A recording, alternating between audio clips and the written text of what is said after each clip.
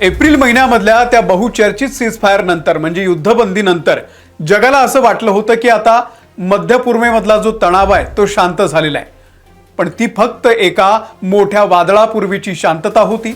अवघ्या 2 महिन्यांमध्येच हा सीजफायर कागदावरतीच राहिला आणि पुन्हा एकदा इराण विरुद्ध इस्रायल अमेरिका हा संघर्ष सुरू झालेला आहे। महायुद्धाचा भडका उडालेला आहे। इराणनं रविवारी रात्री इस्रायलवरती एका पाठोपाठ एक अत्यंत धोकादायक बॅलिस्टिक मिसाईल डागून संपूर्ण जगाला हादरवून सोडलेलं आहे। या संघर्षाला कारणीभूत ठरलेले आहेत इस्रायलचे पंतप्रधान बेंजामिन नेतन्याहू यांना अजिबात वाटत नव्हतं की हा संघर्ष थांबावा आणि म्हणून ते सतत इराणचा साथीदार लेबनॉनवरती हल्ले करत होते आणि इराणचं म्हणणं होतं की जर लेबनॉनवरचे हल्ले थांबले नाही तर आम्ही इस्रायलला प्रत्युत्तर देऊ आणि त्यानुसार इराणनं इस्रायलवरती मोठा हल्ला केलेला आहे। तेल अविवसह इस्रायलच्या अनेक भागांमध्ये जोरदार धमाके होत आहेत। इस्रायलनं थेट लेबनॉनची राजधानी बेरूतवरती भीषण हल्ला चढवला आणि या हल्ल्याचा सूड घेण्यासाठी इराणनं इस्रायलवरती हा आतापर्यंतचा सर्वात मोठा प्रहार केलाय आणि त्यामुळे परिस्थिती अत्यंत हाताबाहेर गेलेली आहे। इराणच्या या हल्ल्यामध्ये इस्रायलचे नेमके किती नुकसान झालेलं आहे, इस्रायलनं इराणच्या तेहरान आणि इस्फहानवरती कसा पलटवार केलाय, डोनाल्ड ट्रम्प यांनी बेंजामिन नेतन्याहू यांना काय सल्ला दिलेला आहे आणि या युद्धामुळे तुमच्या खिशावर म्हणजेच घरगुती सिलेंडरच्या किमतीवरती आणि जागतिक शेअर बाजारावरती कसा परिणाम झालेला आहे। एप्रिल महिन्यातल्या सीजफायर नंतर पहिल्यांदाच इराणनं इस्रायलला उडवलेलं आहे। सविस्तर जाणून घेऊयात या सगळ्या प्रश्नांची उत्तरं। हा संघर्ष का भडकलाय आणि त्याचं रूप किती भीषण आहे। नमस्कार, मी अमोल किन्होळकर, आपण पाहत आहात महाराष्ट्र टाइम्स ऑनलाईन। तर या युद्धाची ठिणगी कशी पडली ते आपण समजून घेणं महत्त्वाचं आहे। अधिकृत सूत्रांनुसार इस्रायलनं लेबनॉनमधील हिजबुल्लाच्या तळांना लक्ष्य करत राजधानी बेरूतवरती एक मोठा हवाई हल्ला केला होता आणि याच एअरबेसवरून लेबनॉनवरती हल्ले होत होते। त्याला आता इराणनं टार्गेट करायचं ठरवलं। बेरूतच्या याच हल्ल्याचा बदला घेण्यासाठी इराणच्या रेव्होल्युशनरी गार्ड्सनं म्हणजे IRGCनं थेट इस्रायलवरती तब्बल 20 खैबर बॅलिस्टिक मिसाईल डागल्या। खैबर मिसाईल हे इराणचं अत्यंत विध्वंसक अस्त्र आहे जे इस्रायलच्या एअर डिफेन्स सिस्टमला भेदण्याची क्षमता ठेवते। इराणच्या या 20 मिसाईल्सनी थेट इस्रायलच्या रमन डेव्हिड एअरबेसवरती अचूक निशाणा साधलाय। हा तोच एअरबेस आहे जिथून इस्रायली फायटर जेट्स लेबनॉनवरती हल्ला करण्यासाठी उड्डाण करत होते। आंतरराष्ट्रीय माध्यमांनी दिलेल्या वृत्तानुसार रमन डेव्हिड एअरबेसवरून इराणच्या मिसाईल्स कोसळल्यामुळे तिथे प्रचंड आग लागली आणि एअरबेसचं मोठं नुकसान झालेलं आहे। इस्रायलचं हे आतापर्यंतचं सर्वात मोठं स्ट्रॅटेजिक नुकसान मानलं जात आहे। या हल्ल्यानंतर इस्रायलमध्ये इमर्जन्सी सुद्धा घोषित करण्यात आलेली आहे। इस्रायल हा शांत बसणाऱ्यांपैकी नाहीये। या हल्ल्याचा बदला घेण्यासाठी सोमवारी पहाटेच इस्रायली हवाई दलानं थेट पश्चिम आणि मध्य इराणच्या लष्करी तळांना लक्ष्य केलंय। इराणची राजधानी तेहरान, तब्रीज आणि इस्फहानमधील अनेक लष्करी तळांवरती इस्रायलनं एअर लॉन्च बॅलिस्टिक मिसाईलद्वारे विस्फोट घडवून आणलेला आहे। इराणच्या पेट्रोकेमिकल प्लांटमधून आणि लष्करी तळांवरून धुराचे लोट निघत असल्याचे व्हिडिओ आता समोर येत आहेत। सर्वात धक्कादायक आणि चिंताजनक बातमी ही आहे की ती म्हणजे 2 दिवसांपूर्वी बहरीनमध्ये सुद्धा तैनात असलेल्या अमेरिकन नेव्हीच्या 5th फ्लीटवरती हल्ला झालेला होता। इराणनं मोठा हल्ला केलेला होता। 5th फ्लीट हा अमेरिकेचा मध्य पूर्वेतला सर्वात शक्तिशाली नौदल तळ आहे जो संपूर्ण समुद्रावरती नियंत्रण ठेवत असतो। मिडल ईस्टमध्ये इराण समर्थित गटांनी किंवा ड्रोननं या तळांना लक्ष्य केलं, ज्यानंतर अमेरिकेच्या सेंट्रल कमांडनं होर्मुझच्या सामुद्रधुनीमध्ये 2 ड्रोन पाडल्याचा दावा केलाय। कुवेतचा एक मोठा लष्करी एअरबेस देखील या संघर्षामध्ये उद्ध्वस्त करण्यात आला।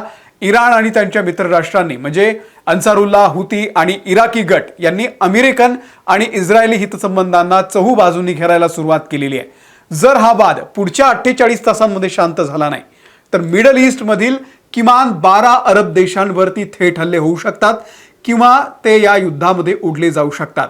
यामध्ये Saudi Arabia, UAE, Qatar, Jordan यासारख्या देशांचा समावेश आहे, कारण या देशांमध्ये एकतर अमेरिकेचे लष्करी तळ आहेत किंवा त्यांचे हवाई क्षेत्र या मिसाईल युद्धासाठी वापरले जात आहेत। यामुळे इराण, इराक, सिरियानं आपलं हवाई क्षेत्र याआधीच पूर्णपणे बंद केलेलं आहे। डोनाल्ड ट्रम्प यांनी इस्रायलचे पंतप्रधान बेंजामिन नेतन्याहू यांच्याशी थेट संपर्क साधून त्यांना संयम बाळगण्याचं कडक शब्दांमध्ये आवाहन केलेलं आहे।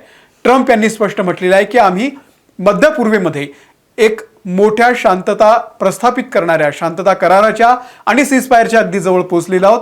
अशा वेळी इस्रायलनं कोणताही मोठा प्रतिहल्ला करणं टाळावं. ट्रम्प यांनी इस्रायलला चेतावणी दिलेली आहे की जर हा संघर्ष थांबवला नाही तर हा संघर्ष असा सुरू राहील ज्याचा फटका संपूर्ण जगाला बसेल. मात्र ट्रम्प यांच्या आवाहनानंतर सुद्धा नेतन्याहू यांनी इराणवरती हल्ले करून आपली जी आक्रमक भूमिका आहे ती कायम ठेवलेली आहे, ज्यामुळे अमेरिका देखील आता कोंडीत सापडलेली आहे. युद्ध जरी शेकडो मैल दूर असलं मिडल ईस्टमध्ये, तरी देखील त्याची झळ तुमच्या आमच्या खिशाला आपल्या किचन पर्यंत येऊन पोहोचलेली आहे. जागतिक अर्थव्यवस्थेला आता ती बसू लागलेली आहे आणि या युद्धाच्या वृत्तानं जागतिक बाजारपेठेमध्ये घबराट पसरलेली आहे. सर्वात मोठा फटका बसलाय तो आंतरराष्ट्रीय शेअर बाजाराला. युद्ध सुरू होताच जगभरातील प्रमुख शेअर बाजार पत्त्यासारखे कोसळलेले आहेत. सर्वात भीषण परिस्थिती पाहायला मिळाली ती दक्षिण कोरियामध्ये. तिथला शेअर बाजार थेट -9% क्रॅश झालेला आहे आणि हा या दशकातला सर्वात मोठा क्रॅश मानला जातोय, पडझड मानली जाते. आशियाई बाजारासह भारतीय शेअर बाजारही मोठ्या प्रमाणावरती आज कोसळला, ज्यामुळे गुंतवणूकदारांचे अब्जावधी रुपये बुडालेले आहेत. दुसरीकडे युद्धाचा थेट परिणाम इंधनाच्या दरावरती झालाय.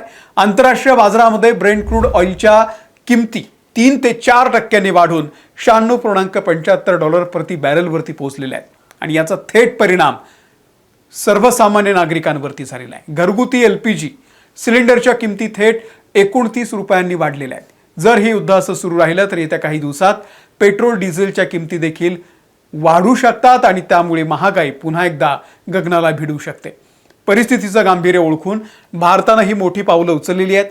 तेहरानमधल्या भारतीय दूतावासानं तातडीनं ॲडवायझरी जारी करून भारतीयांना इराणचा प्रवास न करण्याचा सल्ला दिलाय. तसंच जे लोक इराणमध्ये आहेत भारतीय, त्यांना सांगितलेलं आहे की लवकरात लवकर हा देश सोडा. इमिजिएटली सांगितलेलं आहे आणि इमिजिएटली याचा अर्थ तुम्ही समजून जा. आज इराण विरुद्ध अमेरिका इस्रायल संघर्षामध्ये संपूर्ण जगाला युद्धाच्या खाईत लोटण्याची तयारी सुरू केलेली आहे. आता प्रश्न हा आहे की हे युद्ध तिसऱ्या महायुद्धात बदलणार का? जगाची अर्थव्यवस्था वाचवण्यासाठी अमेरिका आणि भारत यामध्ये नेमकी काय भूमिका घेतात याकडे सगळ्यांचं लक्ष आहे.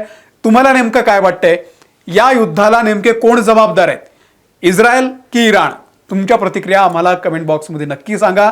आंतरराष्ट्रीय घडामोडींच्या अशाच ताज्या आणि विश्वसनीय विश्लेषणासाठी आमच्या महाराष्ट्र टाइम्सच्या या चॅनलला तुम्ही सबस्क्राईब करा, शेअर करा आणि हा व्हिडिओ आवडला असेल तर इतरांना सुद्धा पाठवा.